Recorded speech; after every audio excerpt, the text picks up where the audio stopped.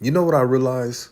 During this rise of HBCUs, the HBCU Renaissance, non-HBCU folks seem to have all the answers. But a wise person once said, teachers ask questions to help students to find answers. Yet learning isn't only about finding the right answer, but only creating the road that leads to the answer. Learning with every step is a true sign of progress. That's what Willie Simmons did. Oh, you know I'm about to chime in.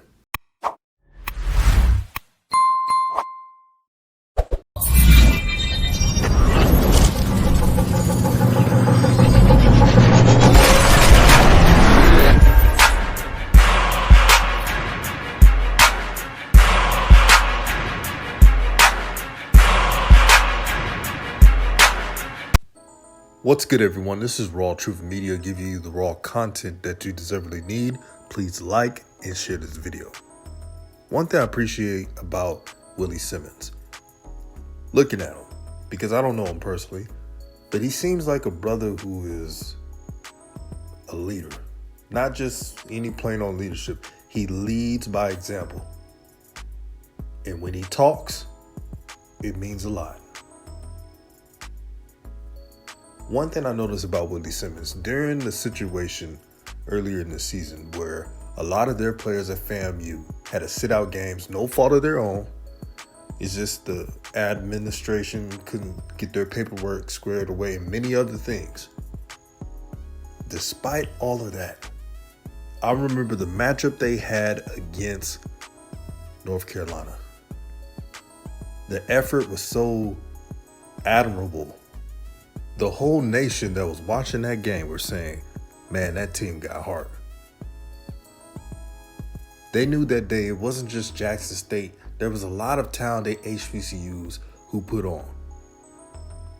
But yesterday, what really impressed me, he not only, meaning Willie Simmons, educated those who do not know HBCUs well, but he educated those who claim they knew PWIs but really don't. Here's what he had to say, and I quote, PSA, it's not just HBCUs chasing Power 5 programs for facilities and resources. It's most LRIs, meaning low resource institutions. That includes most FCS programs and many Group of 5 programs, mid-majors. We must stop the narrative that these financial issues are only regulated to HBCUs. He's absolutely correct. The other day, Shannon Sharp, and I'm not trying to go too tough on him, but let's be honest, he said something that was not true at all. He mentioned Alcorn State and PV as the same level as Bethune, what they're going through right now. And shout out to Bethune-Cookman. I hope everything goes well. But let me digress.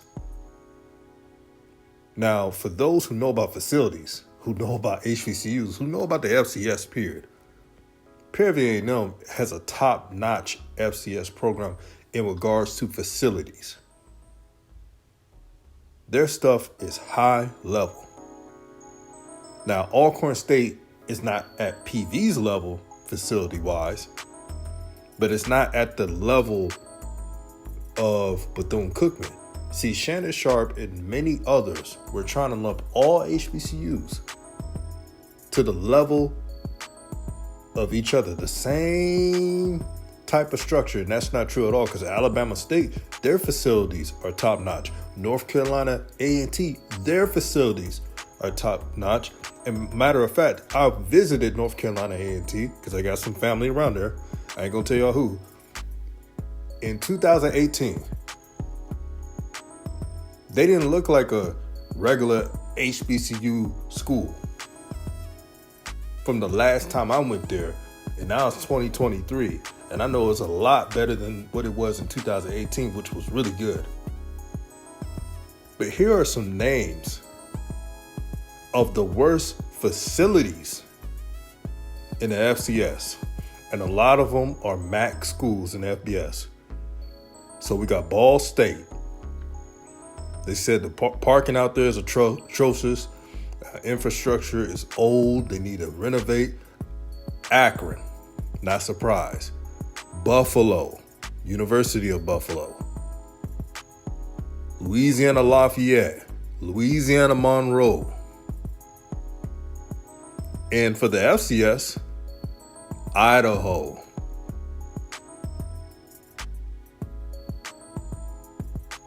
You want me to keep going?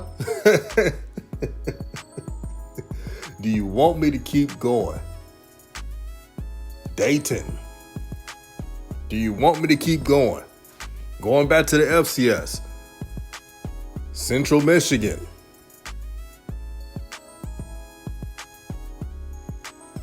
So let's stop with the false narratives.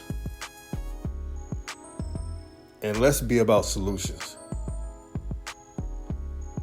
I tell you one thing, Willie Simmons, he's on a mission right now. He's trying to win not only the SWAC championship, he's trying to also win a Celebration Bowl.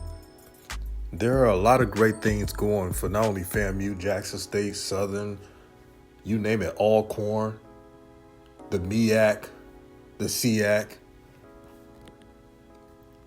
All HBCUs are not a monolith. There are some HBCUs who take care of business, that have a strong alumni, that keeps everything in the house and still operates at a good level. And then there's some that they need a lot of new things, and they need a new president. They need just a new vision. But the one thing HBCUs got in common,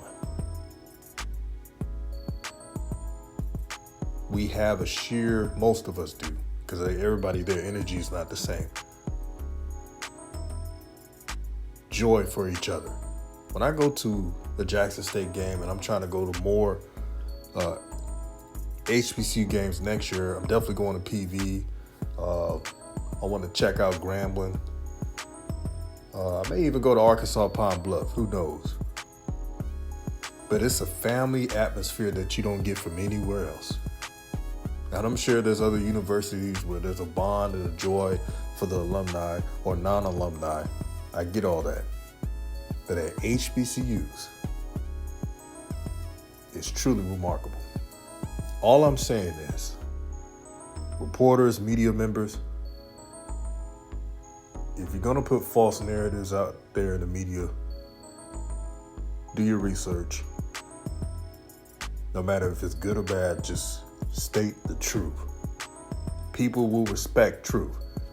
Man, I'll tell you right now, if Willie Simmons decides to coach in the FBS the following season, no one in the HBCU community, no one in FAMU would be mad at him or try to discredit his wins, none of that stuff. Because he didn't lead anyone on.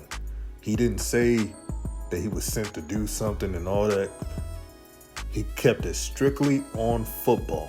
And when he spoke up, it meant something. Just like this thing right here, what I brought up. That post he made was all about educating. Because you cannot grow in knowledge if you feel like you know everything. Shout out to FAMU. Shout out to Willie Simmons. Shout out to all HBCUs. And if you're not an HBCU fan, shout out to you for tuning in and receiving this truth. This is RawTruth Media. Peace and blessings. And I'm out.